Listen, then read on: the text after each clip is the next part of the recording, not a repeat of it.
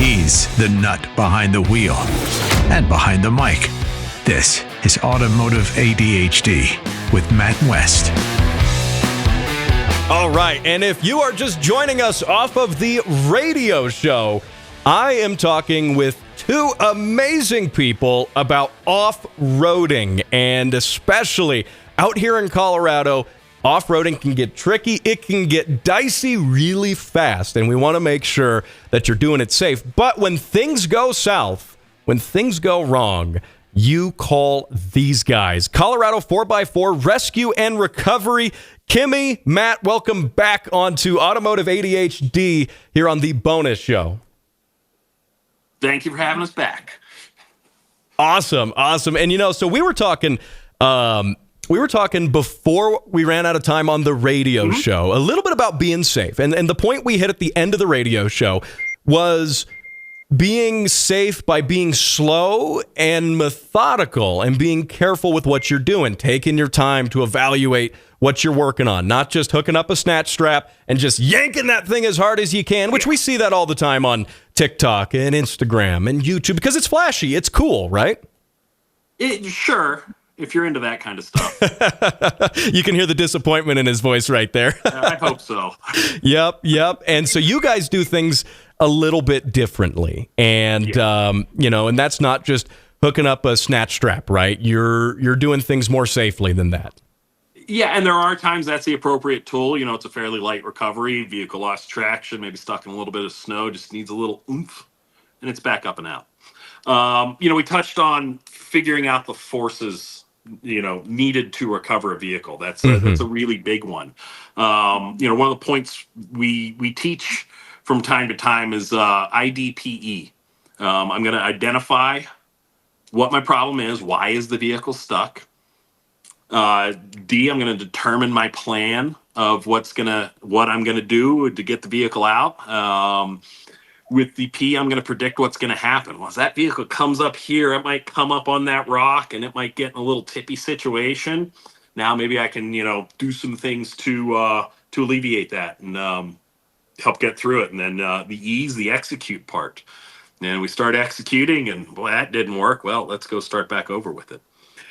Really taking your time with this. And the most important part is keeping people safe.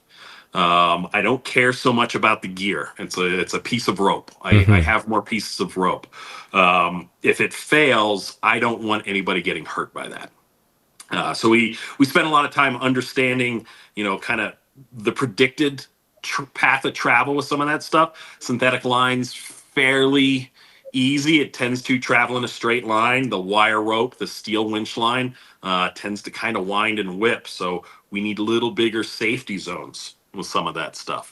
Understanding that, where safe places to be. If nobody is there to get hurt, nobody gets hurt. Using some devices like some safety lanyards attached to pulley blocks or some heavier metal bits. When we have failures in this stuff, we can have these pieces of equipment traveling at up to 1,500 feet a second. So that's rifle speed. Wow. And now I've got a 30, 40 pound steel winch line traveling that fast. What's a sweatshirt on top of that really going to do? Yeah. It's going to pick the sweatshirt up and fling it to the wind.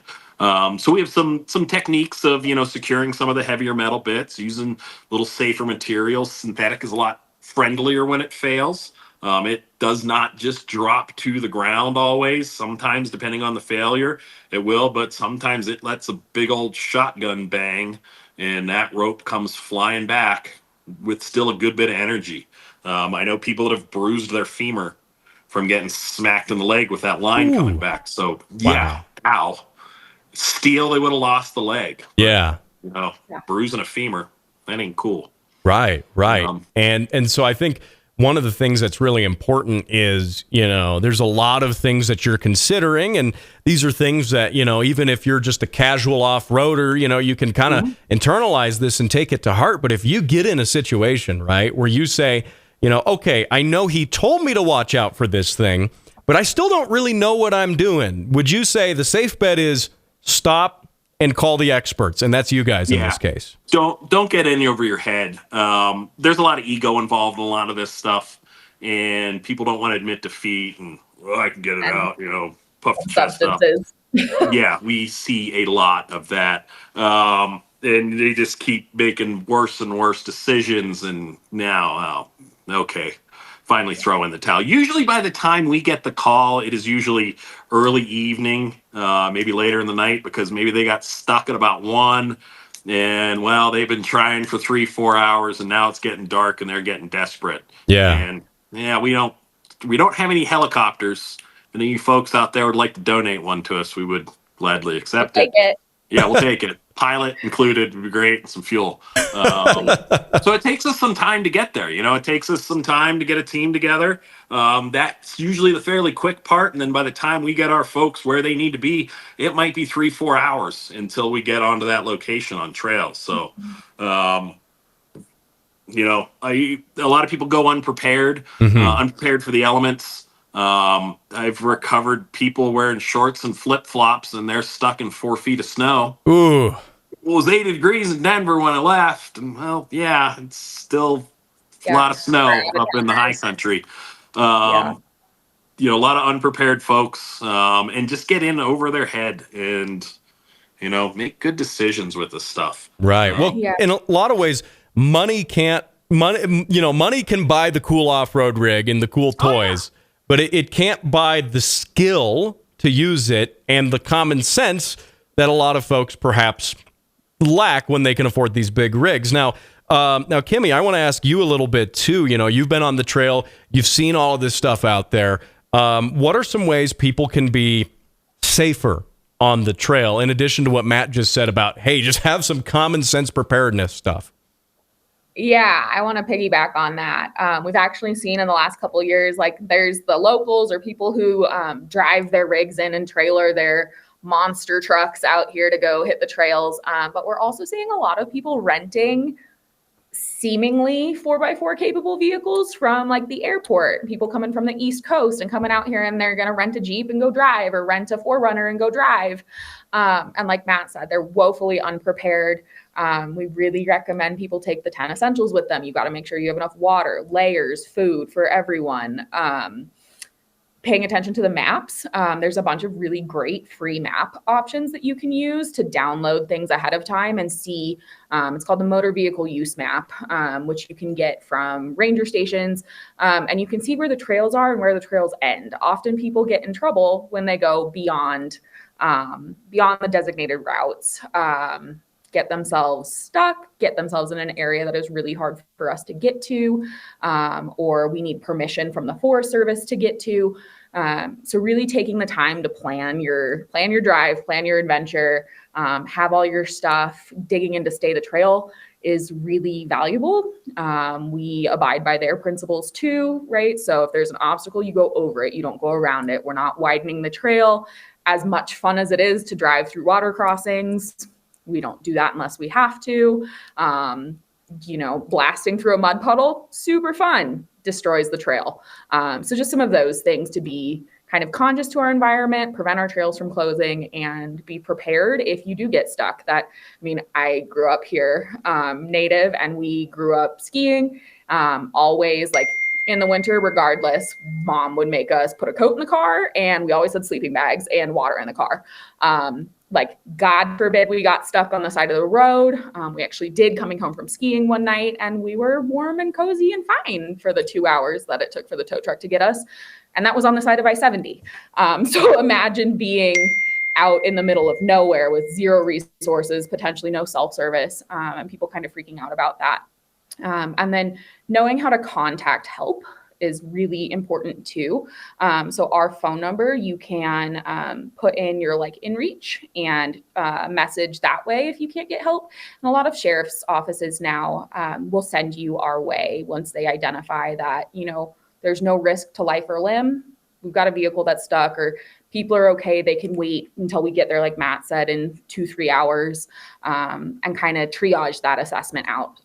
There are times that we'll work with the local search and rescue team they will go get the people, and then we'll go get the vehicle the next day, or when we can make it work to ensure safety of property and the humans and often doggos. Right, right. And one thing I'll even just throw as an addition to that is these days personal locator beacons, PLBs. Like if you hike, if you do a lot of backcountry skiing, you may have heard of these things. I think especially if you do a lot of off-roading in the mountains, look, there's no cell signal out there. So when you go to that phone and you try to call someone for help, if you even try to do that, it just as a personal safety thing. You know, those personal locator beacons, I've heard so many stories out here in the mountains of those saving people's lives. It's a cheap purchase with typically a cheap yearly subscription nowadays, at least. So that's at least one thing I would recommend just from a safety standpoint. So again, my guests are Matt and Kimi from Colorado 4x4 Rescue and Recovery. And real quick, Kimi, how can people find out more about Colorado 4x4 Rescue and Recovery? And perhaps what's that phone number, too, if we just want to throw that out there if they need to call it? Yeah. So the phone number is 720-722-1204. That is the best way to reach us. We do have to do a phone intake to get a full grasp of the situation, kind of like when you call 911. They need to know all the details so we know to send the right people, gear to the right spot. And then our website is co4x4rn as in Nancy r.org. All of our social media is on there, and tributes to our partners, some of our history. Our org historian has written a very detailed blog series for us.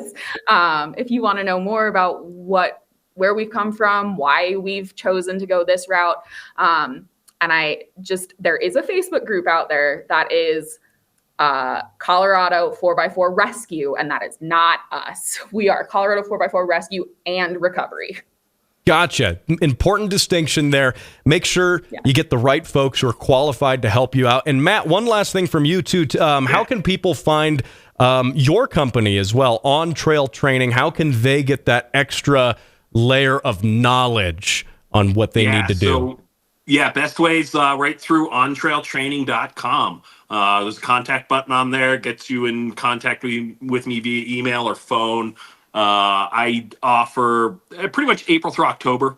I'm running classes, so do recovery classes, a couple different ones of those. Driving classes, get you out on the trail. This is how we want to negotiate these obstacles to get the vehicle through in one piece. And I've added some trail repair classes too. So when things break out there, what tools, what parts, what improvised things, my little MacGyver box, what are some of these techniques I can use to get my vehicle back to the trailhead to where now I'm in cell service, I can get a tow truck, I can get a ride from a friend, get back home safely. So ontrailtraining.com. You can register for classes directly on there. The next round of classes will be available the beginning of August on the website, and those will be for September and October. And then that'll round out the season for me. So.